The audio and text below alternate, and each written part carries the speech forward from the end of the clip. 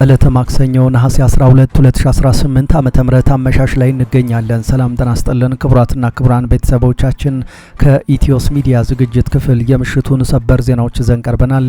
በቅድሚያም አርዕስተ ዜና። በአማራ ምድር ባገዛዙ ጦርና በፋኖ ኃይሎች መካከል የሚደረገው ትንቅንቅ ዛሬም ተጠናክሮ ቀጥሏል። በወሎ ግንባር በመድፍና በድሮን ታግዞ የተንቀሳቀሰው ያገዛዙ ሰራዊት በፋኖ ክፉኛ ተመቶ ተበታትኗል። አፋብን ወሎ ቤት አማራ ምኒልክ ዕዝ 101ኛ ኮር በደቡብ ወሎ ዞን ተንታ ወረዳ ታላቅ ገድል በመፈጸም የበላይነቱን አረጋግጧል። ንስሮቹ ከምሽግ ምሽግ እየተረማመዱ በቦምብ ተጀምሮ በሳንጃ በተጠናቀቀው አውደ ውጊያ ያገዛዙ ሰራዊት ከፍተኛ ጉዳት ደርሶበታል። ዛሬ ነሐሴ 12 2018 ዓ.ም ከሌሊቱ 11 ሰዓት እስከ ቀኑ 8 ሰዓት በተካሄደው በዚህ ውጊያ ለቁጥር የሚያዳግት የነፍስ ወከፍና የቡድን መሳሪያዎች ገቢ ሲሆኑ ከ30 በላይ ያገዛዙ ሰራዊትም ተደምስሷል። በርካታው ደግሞ እጅ መስጠቱ ተነግሯል። ይህ በእንዲህ እንዳለ በማሻና ተንታ ግንባር ከባድ እርምጃ የተወሰደበት ያገዛዙ ኃይል በጃማ በኩል ፈርሶ ከነ ሙሉ ትጥቁ እጁን ለፋኖ መስጠቱ ታውቋል። በማሻና ተንታ ግንባር በተደረገ ውጊያ ያገዛዙ መከላከያ ጦር በፋኖ ከበባ ውስጥ ገብቶ ዳሽቆ መቅረቱን ነው ሚዲያችን ያረጋገጠው። ይህንን ተከትሎ በዚህ አካባቢ በጃማ ግንባር በግዳጅ ላይ ከሚገኘው ያገዛዙ ኃይል መካከል እጅግ በርካታው ከጥርነፋ በመውጣት ለፋኖ ከነ መሳሪያው እጅ ሰጥቷል። ከየግንባሩ የደረሰን ዝርዝር መረጃ ተዘጋጅቷል። ከኛ ጋር ከቆያችሁ የምትሰሙት ይሆናል። አቶ ክርስቲያን ታደለ የመንግስትን የምህረት ቅድመ ሁኔታ ተቀብለው ፈርመዋል መባሉ ተሰማ። ከአማራ ክልሉ ጦርነት ጋር በተያያዘ በሽብር ተከሰው በግፍ እስር ላይ የሚገኙ በርከት ያሉ ታሳሪዎች አገዛዙ ያቀረበላቸውን ቅድመ ሁኔታ የምህረት መጠየቂያ ሰነድ መፈረማቸው ነው እየተነገረ የሚገኘው። ዝርዝር መረጃውን ይዘናል፣ ተሰሙታላችሁ። በትግራይ ክልል ርዕሰ መዲና መቀሌ አቅራቢያ ዛሬ በተፈጸመ የድሮን ጥቃት የአንድ ሰው ሕይወት ሲያልፍ አንድ ሌላ ሰው ላይ ደግሞ ጉዳት መድረሱ ተነገረ። የድሮን ጥቃቱ ዛሬ ጠዋት 3 ሰዓት ከኩል ገደማ ከመቀሌ ከተማ 12 ኪሎ ሜትር ርቀት ላይ በምትገኘው እንደርታ ወረዳ ኩሃ ቀዳማይ ወያኔ አካባቢ ዳንዴራ በተባለች መንደር የተፈጸመ መሆኑን የአካባቢው አስተዳደርና የዓይን እማኞች አረጋግጠዋል። አመሻሹን ከህወሓት በኩል በወጣ መረጃም የድሮን ጥቃት ተፈጽሞብናል ሲል አረጋግጧል። ዝርዝር መረጃውን ይዘናል። ፕሬዝዳንት ዶናልድ ትራምፕ የሆርሙዝ ወሽመጥ የአሜሪካ አዲስ ግዛት ነው ሲሉ አወጁም።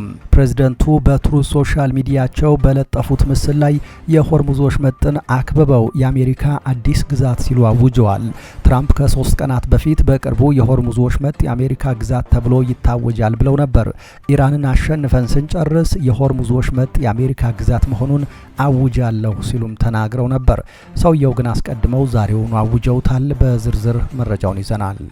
ክቡራትና ክቡራን ቤተሰቦቻችን ከኛ ጋር ከቆያችሁ እነዚህንና ሌሎችንም መረጃዎች በዝርዝርና በትንታኔ ከዚህ ቀጥለን ወደ እናንተ እናደርሳለን። ኢትዮስ ሚዲያን ሰብስክራይብ ብታደርጉ ደግሞ በየቀኑ እንዲህ አይነት መረጃዎች በፍጥነትና በጥራት ይደርሷችኋል። አሁን በቀጥታ ወደ ዝርዝር መረጃው። በመድፍና በድሮን ታግዞ የተንቀሳቀሰው ያገዛዙ ጦር ክፉኛ ተመቶ ወደ መጣበት መበታተኑ ተነገረ። አፋብን 1ኛ ወሎ ቤት አማራ ምኒልክ ዕዝ 101ኛ ኮር በደቡብ ወሎ ዞን ተንታ ወረዳ ታላቅ ገድል በመፈጸም የበላይነቱን አረጋግጧል። ንስሮቹ ከምሽግ ምሽግ እየተረማመዱ በቦምብ ጀምረው በሳንጃ በተጠናቀቀው አውደ ውጊያ አገዛዙ ከባድ ኪሳራንና ሽንፈትን አስተናግዷል። ውጊያው ዛሬ ማለትም ነሐሴ 12 2018 ከሌሊቱ 11 ሰዓት እስከ ቀኑ 8 ሰዓት የተካሄደ ሲሆን በዚህ አውደ ውጊያ ለቁጥር የሚያዳግት የነፍስ ወከፍና የቡድን መሳሪያዎች ገቢ ሲሆኑ ከ30 በላይ ያገዛዙ ሰራዊት በየሸለቆው ወድቆ ያሞራ ቀለብ ሆኗል ነው የተባለው። ከ40 በላይ የሚሆነው ያገዛዙ ጦር ደግሞ ቁስለኛ ሆኗል ተብሏል። ከመደምሰስና ከመበታተን የተረፈው ያገዛዙ ጦር ደግሞ ከነ ሙሉ ትጥቁ እጁን ለፋኖ እየሰጠ ይገኛል። የአብይ አህመድ ስርዓት በፋኖ የደረሰበትን ምት መቋቋም ሲያቅተው የንጹሃን አርሶ አደሮችን መኖሪያ ቤት በከባድ መሳሪያ እያቃጠለ ውሏል። የአፋብን አንደኛ ወሎ ቤት አማራ ምኒልክ ዕዝ ዛሬም እንደ ትናንቱ ያገዛዙን አንገት ያስደፋ ጥቃት በመፈጸም የድል የበላይነቱን መውሰዱን ነው ይፋ ያደረገው። ይህ በእንዲህ እንዳለ በሰሜን ወሎ ዞን አሁን ተገኝ፣ እዜት በር፣ ወልዲያ፣ መርጦ፣ ስሪንቃና ጋሸና አቅጣጫዎች መነሻቸውን አድርገው የተንቀሳቀሱ ያገዛዙ የ16ኛና 31ኛ ክፍለ ጦር ኃይሎች ላይ የተቀናጀ እርምጃ ተወስዶባቸዋል። የአማራ ፋኖ ብሔራዊ ንቅናቄ አፋብን አንደኛ ምኒልክ ዕዝ ልዩ ዘመቻ 16ኛ ኮርና 12ኛ ኮር በጋራ በወሰዱት የተቀናጀ ውጊያ አገዛዙ ያቀደውን ዓላማ ሳያሳካ ከፍተኛ የስነ ልቦና ስብራትና የሰው ኃይል ጉዳት አስተናግዶ ተመልሷል። በተረፌ ኩረታ፣ ጠጠር መልቀሚያ፣ ድልበት ሚካኤል፣ ላም ድንጋይና ኩቤ ተራራ በተባሉ አካባቢዎች ለሁለት ቀናት የዘለቀ እልህ አስጨራሽ ውጊያ ተካሂዷል። ያገዛዙ ጦር ያለ የሌላ አቅሙን ቢጠቀምም በምኒልክ ዕዝ የፋኖ አባላት የበላይነት በተጠናቀቀው በዚህ ውጊያ በርካታ ኃይሉ ሙትና ቁስለኛ ሆኖበታል። በፋኖች ክንድ ክፉኛ የተደቆሰው ያገዛዙ ኃይል ህዝቡን ለፋኖ መረጃ ትሰጣላችሁ በሚል ምክንያት በመደብደብና በማስፈራራት እያፈሰ ወደ ጦር ካምፑ እንደወሰደው ነው ከውስጥ የተገኙ መረጃዎች ያረጋገጡት። ይህ በእንዲህ እንዳለ በማሻና ተንታ ግንባር ከባድ እርምጃ የተወሰደበት ያገዛዙ ኃይል በጃማ በኩል ፈርሶ ከነ ሙሉ ትጥቁ እጁን ለፋኖ መስጠቱ ታውቋል። በማሻና ተንታ ግንባር በተደረገ ውጊያም ያገዛዙ መከላከያ በፋኖ ከበባ ውስጥ ገብቶ ዳሽቆ መቅረቱን ሚዲያችን ከቦታ የደረሰው መረጃ ያሳያል። ይህንን ተከትሎ በዚሁ አካባቢ በጃማ ግንባር በግዳጅ ላይ ከሚገኘው ያገዛዙ ኃይል መካከል በርካታ ወታደሮች ከጥርነፋ በመውጣት ከነሙሉ ትጥቃቸው በአፋብን አንደኛ ምኒልክ ዕዝ 15ኛ ኮር 152ኛ ክፍለ ጦርን ዛሬ ነሐሴ 12 2018 ዓ.ም ተቀላቅለዋል። በወሎ ቤት አማራ አንጎት ወረዳ ተረፊ አካባቢን ጨምሮ በወልዲያ ዙሪያ ከባድ ትንቅንቅ እየተደረገም ይገኛል። በዚህ ግንባር ሁለት የአየር መቃወሚያ መሳሪያዎች ከፋኖ ጥቃት ለማምለጥ ሲሸሹ በጭቃ የተያዙ ሲሆን ይህንን መሳሪያ ለማዳን ከፍተኛ ቁጥር ያላቸው የመከላከያ ሰራዊት አባላት በፋኖ አፈሙዝ ተመተው ጭዳ ሆነው መቅረታቸውን ነው ለማረጋገጥ የተቻለው።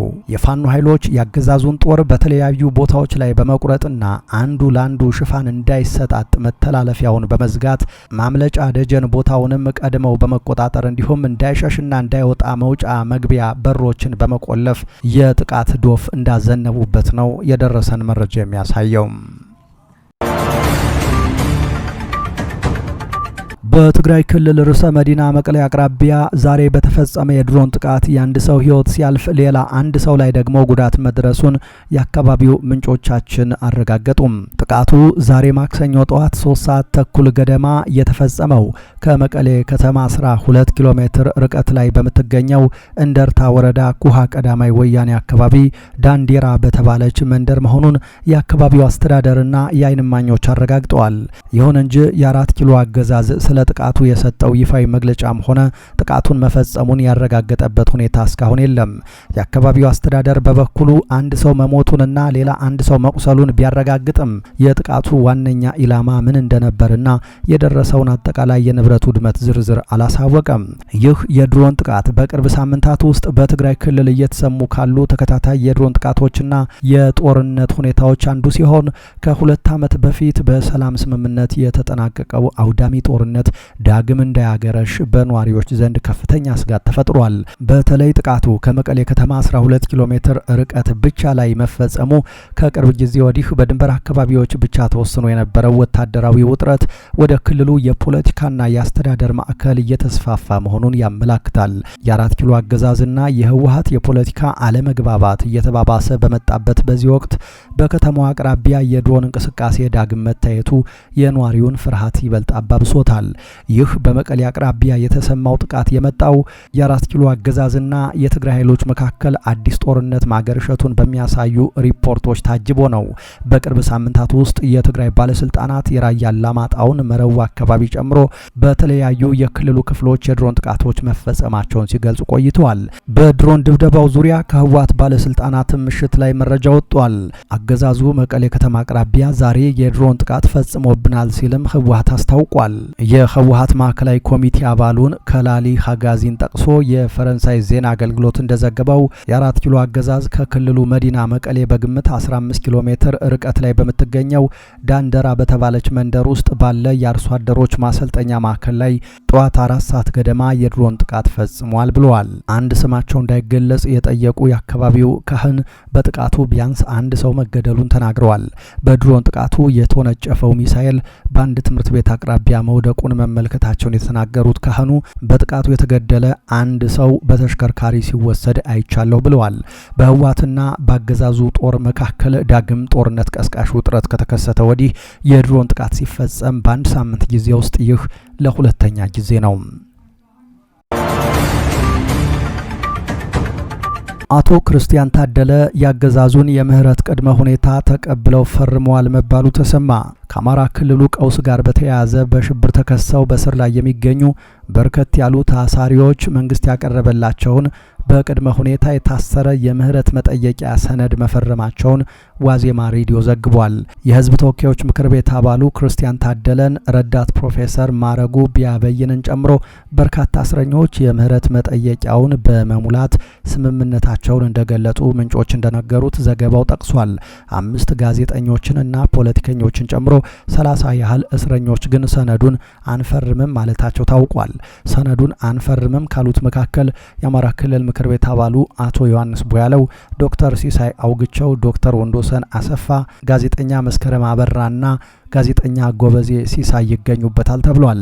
የምህረት ሰነዱን እንዲፈርሙ የቀረበላቸው እስረኞች 300 ገደማ እንደሚጠጉ ታውቋል። የአሜሪካው ፕሬዝዳንት ዶናልድ ትራምፕ የሆርሙዝ ወሽመጥ የአሜሪካ አዲስ ግዛት ነው ሲሉ አወጁም። ፕሬዝዳንት ዶናልድ ትራምፕ በትሩዝ ሶሻል ማህበራዊ ሚዲያቸው በለጠፉት ምስል ላይ የሆርሙዝ ወሽመጥን አክብበው የአሜሪካ አዲስ ግዛት ሲሉ ጽፈዋል። ትራምፕ ከ3 ቀናት በፊት በቅርቡ የሆርሙዝ ወሽመጥ የአሜሪካ ግዛት ተብሎ ይታወጃል ብለው ነበር።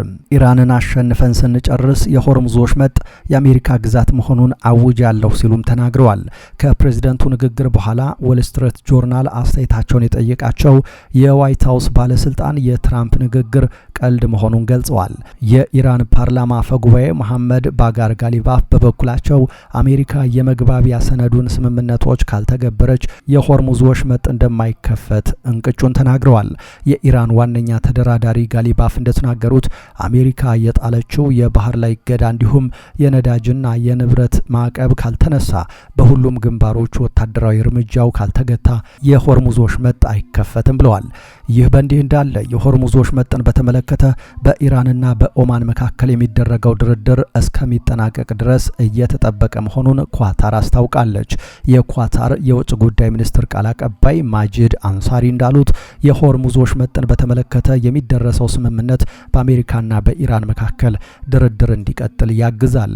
በአሜሪካና በኢራን መካከል ባለው ፍጥጫ ምክንያት ከፍተኛ መጠን ያለው የነዳጅና የጋዝ ምርት የሚተላለፍበት የሆርሙዝ ወሽመጥ ለመርከቦች እንቅስቃሴ አደገኛ ሆኗል። በዚህም ምክንያት በወሽመጡ በኩል ለማለፍ የሞከሩ መርከቦች ላይ ጥቃት እየተፈጸመ ሲሆን የመርከቦች እንቅስቃሴን በከፍተኛ ሁኔታ ቀንሷል።